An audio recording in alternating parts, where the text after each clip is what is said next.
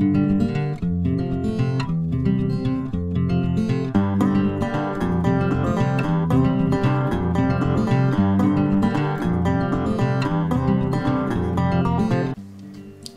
and welcome to Warhammer Joey with me, Joey, and I'm back for some more informative Warhammer talk. Mostly fantasy, I'll be honest, so just a warning. But today we're going to talk about some Lizardmen stuff, since I've been away for a little while, or rather working quite a lot, so it's been difficult for me to get videos out on a regular basis. But since I do Lizardmen, I've got Lizardmen, I was going to talk about some of the new things, and I know I might be a bit late to the party, but it's still a party here nonetheless. So we're going to talk a little bit about some of the changes that I'm aware of. Obviously still a beginner, so I can't cover everything that's changed, just things that I've noticed. Some of the new models, some of the favourite models, and some that I really don't like. So yeah, let's get involved with this. So firstly, we have some of the new models. So the big new kit was the Carnosaur or Troglodon or what was it? Let me find it. Croc-Gar on a Grimlock. Okay, I don't really, yeah. Pronunciation, as always, is however you think it's said. Just imagine that I said that instead. But it looks good. It's quite big, quite bulky, good for practice painting. The pose is quite dynamic as far as how it looks. I mean, it's nice, I guess. I wasn't particularly blown away by it, but I mean, it's quite, you've got quite a few options. So you can have it as a special character with the Croc-Gar on his Grimlock, or you know, you could have it just as the Carnosaur and then the Old Blood on top. There's an Old Blood on foot, which is all pretty handy, I guess. If you there's certain scenarios of which you want him on foot rather than on the mount. It seems a bit random, but it's there. A bit of an afterthought though, just to have him like, yeah, just another one, just in case you want him on the ground instead. What, and like he's leashing the Carnosaur, what's the point? But there's always some method to the madness that is Warhammer Fantasy. Obviously there are many different scenarios and each scenario creates a different outcome. So yeah, it's not bad. I wouldn't necessarily pick it, but I don't mind it, and it does have quite a lot of options, and it's definitely much better than some of the other models that have kind of been released that I don't particularly like the look of. But as always, Lizardmen have that kind of like interesting and sometimes ugly miniatures, and you balance the two. If we're talking about ugliness with some models, I mean, that's a lot of orcs. No offence to them orcs, but you know, not everything is really kind of pretty and nice, especially for the ladies. Not that I particularly want a pretty model, but sometimes, alright, let's lead on to the Bastillodon. No, I don't like it. I don't like how long it is. That's what she said. But honestly, I think it's just really weird. It's like tortoise meets armadillo, you know? You know? It is, a little bit, and don't get me wrong, it's got some pretty cool stuff going on with it, but ultimately, it just seems, and I've heard totally different ends of the spectrum. They're like, no, I love it, this is my favourite. But obviously my personal opinion on it is I think it's quite ugly, and I don't think it knows what species it really is. And we should help it through. Don't by any means judge just through my opinion of it, but it is a pretty peculiar looking model. So I mean, it's on my computer here. Ooh. Ooh. It's the face. I don't know what it is. I think it's got, especially in the way it's kind of portrayed, it's very brown, and then it's kind of got this leaf pattern on it with the greenness. And like, it's well painted, don't get me wrong, but it's just very peculiar. Very peculiar. What are your thoughts on that one? Do you love it? Is there something that you're like, no, I think it's awesome? But I mean, it's got that weird kind of like spiky tail as well. I just think it's odd. And don't get me wrong, if you've got any and you've painted it and you've got a Bastillodon, it's the pride of your army, and you've painted it nicely, feel free to post it on my page and argue your point, absolutely. But I just, especially looking at it when it first came out, I was just a bit like,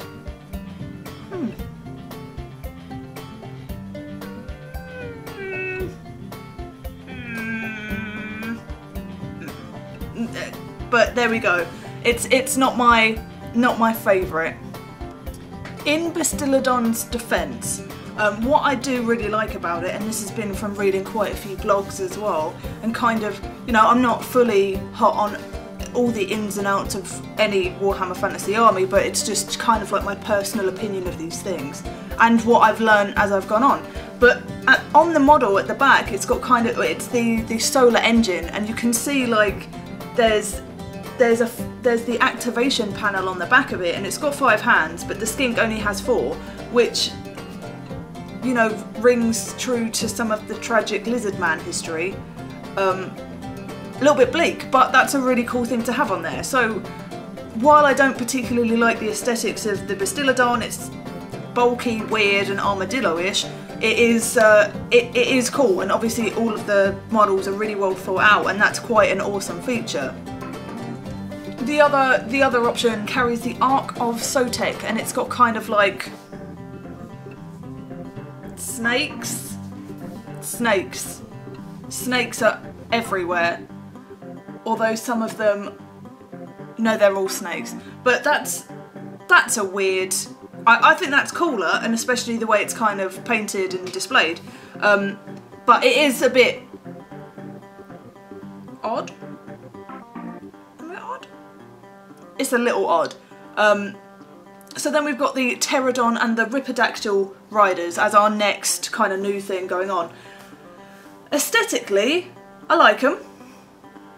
I like the Pterodons anyway. I like the way they're a little more, no, rather they're a little less insect-like in the way that they kind of look. They're a bit more Lizardman-y rather than just kind of like, bearing in mind I did the Game of Thrones Lizardman theme, so with my Pterodons I had them as Daenerys dragons, you know, and they look a little bit small, you know, they're not quite menacing enough, whereas I think the new ones kind of have that bigger, slightly bigger wingspan, and I don't know if maybe that's just different poses and it kind of appears that way, but it definitely helps me with my theme. And I think a lot of it, and you'll find with this video, I'm focusing quite a lot on the aesthetics and not too much on the rulebook, because ultimately that's how I'm going to pick my army. And as bad as that sounds, and silly for gameplay, I'm not as competitive, I'm not as invested in the win. I want to field an army that I've basically slaved over, and then, you know, try and do the best out of what I've got. But I've got to like the models to be invested in the game ultimately. So I can't, you know, I don't care about the point value. I don't care about the power of it. I mean, fortunately, with Lizardmen, the Slan Priest is almost my favourite Warhammer model of all fantasy models. So that is helpful, even though they got slightly nerfed, which sucks, but equally they're still powerful casters, so I can't really complain. But my logic with armies and fielding them is based on aesthetics, because that is what gets me invested.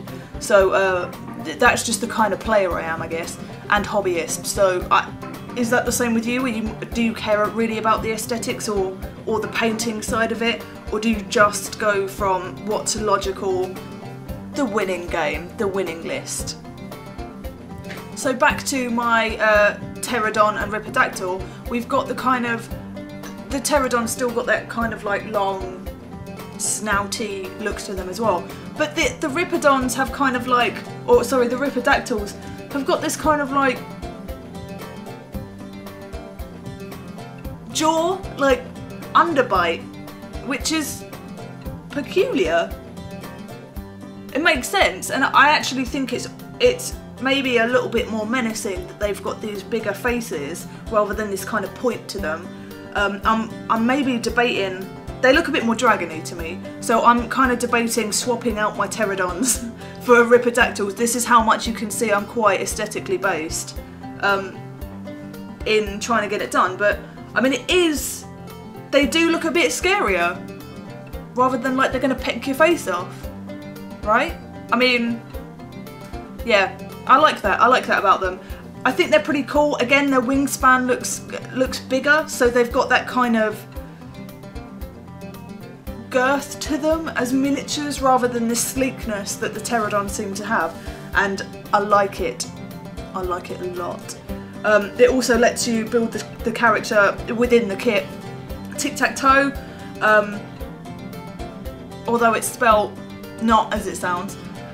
It's cool. I was reading up on quite a lot of the Lizardman fluff when I first started, and that was a character I'm kind of interested in. I might field it. I might, but equally it looks quite cool. And when it was on the website and stuff in Games Workshop, some of the ways that it was painted, I was just like, nice. Like, they've done it pretty well to sell it to me, you know, to sell that vibrancy, that kind of Lizardman feel. Even though I'm going to do whatever the hell I want with painting anyway, I do appreciate the time that they've done to make it look really vibrant and really nice. So next we've got Teto Echo, I believe. Teto, yeah. Who is basically a skink priest on a little throne as opposed to the slan. I'm assuming, just by the scale of the skink, because I haven't seen it in real life or in person, that the throne is obviously a lot smaller than that of the slan priest. But I like it. I like that they're like, have a throne, mate. He's got his little, whatever that is, little staff. The feathers are awesome, and I think if I could paint something as like vibrant from blue to yellow's not my strong point, even though I gave it a good go with my slan priest, who is white and yellow, Lannister colours, Tywin Lannister to be exact. The skink priest is kind of like chilling, as much as I guess the slan priest is. He's kind of got his legs crossed and he's just like, and looks like his face is weighed down by this entire head mask, like he's just kind of properly squashed, which again is nice. It's nice to have a little bit of detail because the skinks are quite tiny, so to have some like grand jewellery makes sense. He's nice. I wouldn't necessarily choose him because I'm quite invested in my slan priest, and I think there might be a little bit of envy between the two. I don't think they'll get on. I don't. But, you know, it's all about point value as well, so if I want to keep my slan, can I fit him in? Do I want to? Is there better things that I could do with it? So a lot of the new stuff is a little bit like hypothetical for me at the moment. I'm quite happy with what I've got, purely because it fits my theme. I want to cover as much ground Game of Thrones wise to kind of fit in my Lizardman, and I don't care what it costs me victory wise, I just want to field that army. So yeah, throughout this video, if you see any miniatures and you're like, that could definitely be this character from Game of Thrones, absolutely post it, because it might not have been something that I've thought of before. So yeah, but I just can't see the Bastillodon, like, I don't know. It couldn't. Brienne of Tarth? Like, no.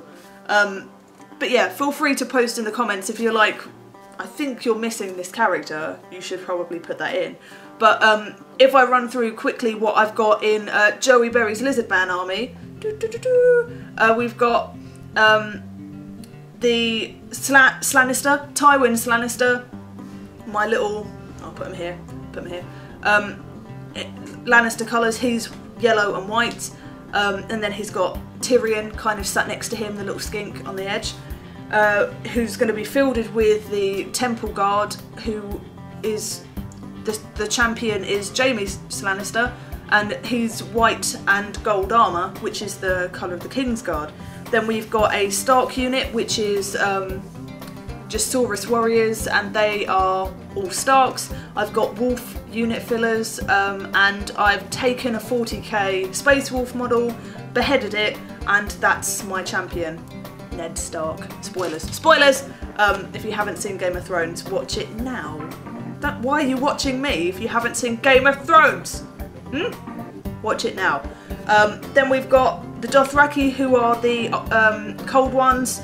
Then we've got Daenerys, who is on the with the pterodons. Again, brackets, probably Ripidactyls now, just because. And yes, that's as far as I've gotten as far as Game of Thrones goes. I've also got little things like a skink priest who is Melisandre, and he/she is all red. And yeah, I'm trying to get as many Game of Thrones themed kind of warrior armies, because there's no point me doing houses like the Martells.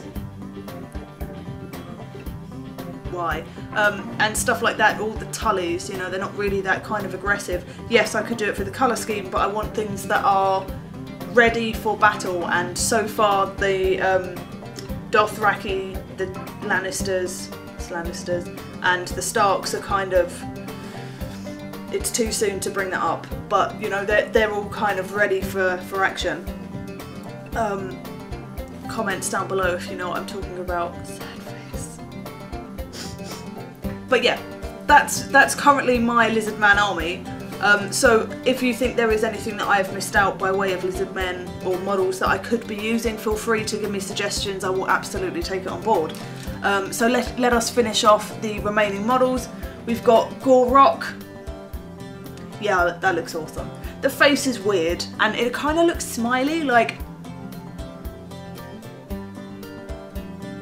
it's just a really peculiar face on it. But again, I like the kind of whole miniature as it is, and the dynamic pose, and it's a little bit bigger than skinks and stuff. I just think it looks a bit cooler. We've got the skink priest. Again, love the feathers, love it. If I could successfully do that so they'd all match, because the thing that I find with GW and the way its art is kind of, when they've got the models in the White Dwarf and stuff, I could not paint. I could paint maybe one feather so it looks like that, but I couldn't do it on all of them. I'd end up having the blue too far down or something, and then you ruin it. So if I could do that, I absolutely would. And I'd love to see other colour variations of that, because I love colour blending. I love that kind of look. I've done it quite a few times in some painting tutorials with like loincloth. If you've watched the back catalogue of my videos, you'll get that weird reference. But yeah, I love the skink priest, especially where he's a little bit like, you there. He looks really old, like, and haggard. You there? No. Just the way he's kind of holding on for dear life and having a little bit of an elderly step up, you know.